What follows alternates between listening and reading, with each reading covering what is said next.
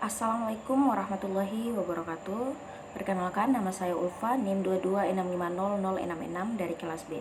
Di video kali ini saya akan membahas materi pada pertemuan kedua mata kuliah rekayasa perangkat lunak atau software engineering.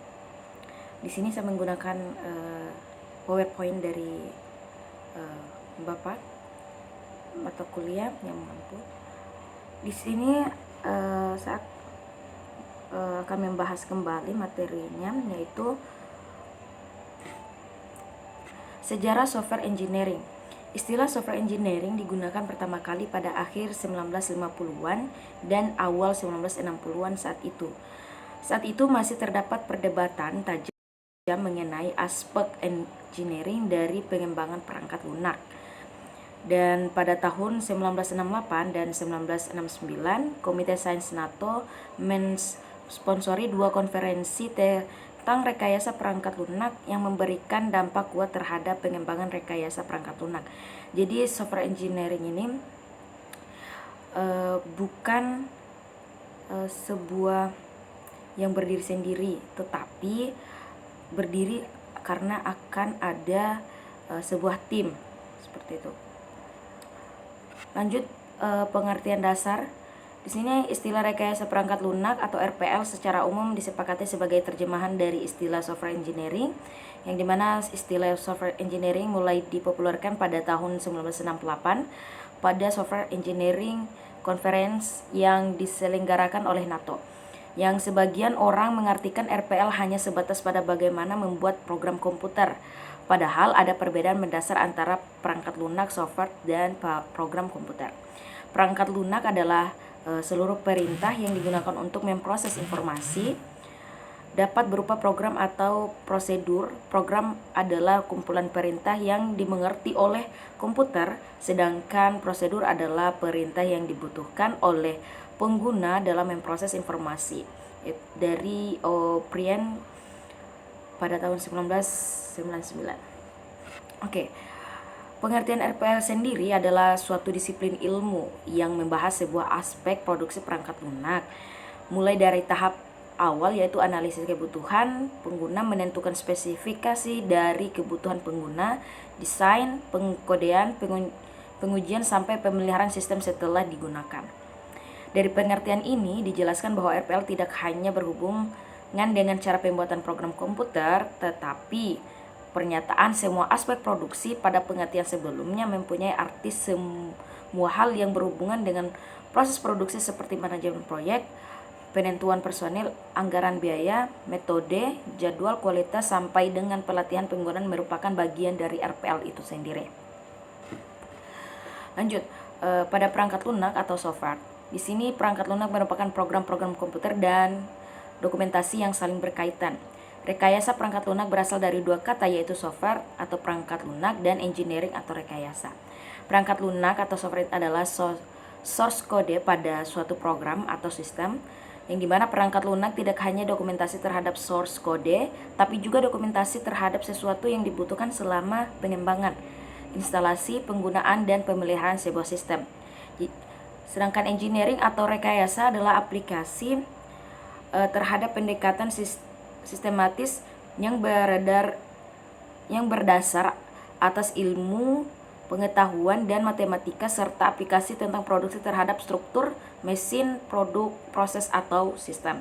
Yang dimana rekayasa perangkat lunak adalah suatu disiplin rekayasa yang berkonsentrasi terhadap seluruh aspek.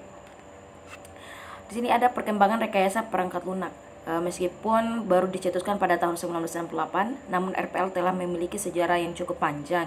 Dari sisi disiplin ilmu, RPL masih relatif mudah dan akan terus berkembang.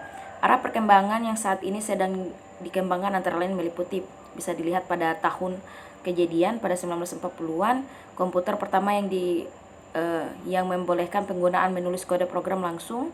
Pada tahun 1950-an, generasi awal interpreter dan bahasa Markov, generasi pertama compiler. 1960-an, generasi kedua compiler komputer mainframe mulai dikomersialkan dan pengembangan perangkat lunak pesanan konsep software engineering mulai digunakan. 1970-an, perangkat pengembangan perangkat lunak, perangkat mini komputer komersial. Bisa dibaca saja di sini. Oke. Kita lanjut pada ruang lingkup rekayasa perangkat lunak atau software engineering, di mana rekayasa perangkat lunak ini telah berkembang sejak pertama kali diciptakan pada tahun 1940-an hingga kini, yang dimana fokus utama pengembangannya adalah untuk pengembangan praktek dan teknologi untuk meningkatkan produktivitas para praktisi, pengembang perangkat lunak, dan kualitas aplikasi yang dapat dipakai. Lanjut, di sini ada software engineering yang dimana ruang lingkup rekayasa perangkat lunak bisa dilihat pada tabel nih. Oke. Maaf. Ini bisa dilihat saja. Oke, lanjut. Oke, tujuan dari rekayasa perangkat lunak ini ada 3. Yang pertama, menghasilkan perangkat lunak yang berkualitas, menghasilkan perangkat lunak yang efisien, dan ketiga, menghasilkan perangkat lunak yang tepat waktu. Oke, faktor-faktor yang melatar belakangi munculnya RPL ini yaitu ketidakmampuan organisasi memprediksi waktu, usaha, dan biaya membangun perangkat lunak. Kedua, perubahan nisbah atau rasio biaya perangkat keras THD harga perangkat lunak. Ketiga, kemajuan pesat perangkat keras. Keempat, kemajuan dalam teknik-teknik pembuatan perangkat lunak. Kelima, tuntutan yang lebih tinggi THD jumlah perangkat lunak. Keenam, tuntutan yang lebih tinggi THD mutu perangkat lunak. Dan ketujuh yaitu meningkatkan peran pemeliharaan. Oke, rekayasa perangkat lunak dan disiplin ilmu lain bisa dilihat di sini ada ya. Oke. Di sini cakupan ruang lingkup yang cukup luas membuat RPL sangat terkait dengan disiplin dengan bidang ilmu lain, tidak saja sub bidang dalam disiplin ilmu komputer, namun dengan beberapa disiplin ilmu lain di luar ilmu komputer itu sendiri. Hubungan keterkaitan RPL dengan ilmu lain dapat dilihat pada gambar di bawah ini. Nah, ini rekayasa perangkat lunak dan disiplin ilmu lainnya. Pada bidang ilmu manajemen meliputi akuntansi, finansial, pemasaran, manajemen operasi, ekonomi, analisis kuantitatif, manajemen sumber daya manusia, kebijakan, dan strategi bisnis. Yang kedua, pada bidang ilmu matematika meliputi aljabar linear, kalkulus, peluang, statik, analisis numerik, dan matematika diskrit. Yang ketiga, bidang ilmu manajemen proyek meliputi semua hal yang berkaitan dengan proyek seperti ruang lingkup proyek, anggaran tenaga kerja, kualitas, manajemen risiko dan kendala, keandalan, perbaikan kualitas, dan metode-metode kuantitatif. Keempat, ada bidang ilmu ergonomika menyangkut hubungan interaksi antar manusia dengan komponen-komponen lain dan sistem komputer. Pada bidang kelima yaitu bidang ilmu rekayasa sistem meliputi teori sistem, analisis biaya-biaya keuntungan, pemodelan, simulasi, proses, dan operasi bisnis. Lanjut, pada sifat dan karakteristik software. Software merupakan elemen sistem logik dan bukan elemen sistem fisik seperti hardware. Elemen itu tidak aus tetapi bisa rusak. Elemen software itu direkayasa atau dikembangkan dan bukan dibuat di pabrik seperti hardware. Oke, di sini ada perbedaan dari hardware dan software. Bisa dilihat di sini hardware ada manufactured, wears out, built using components relatively simple. Ada software di sini developed, engineered, terus deteriorates, custom built, dan kompleks. Lanjut, di sini kategori perangkat lunak secara umum, di mana kategori adalah perangkat lunak sistem, sekumpulan program yang ditulis untuk melayani program-program yang lain seperti compiler, editor, dan utilitas pengatur file. Kedua, ada perangkat lunak real time, yang dimana program-program yang memonitor, menganalisis, mengontrol kejadian dunia nyata pada saat terjadi real time event. Yang ketiga, ada perangkat lunak bisnis, yang dimana memproses informasi bisnis seperti payroll dan inventory dan lain-lain. Yang keempat ada perangkat lunak teknik dan ilmu pengetahuan yang dimana ditandai dengan penggunaan algoritma number crunching.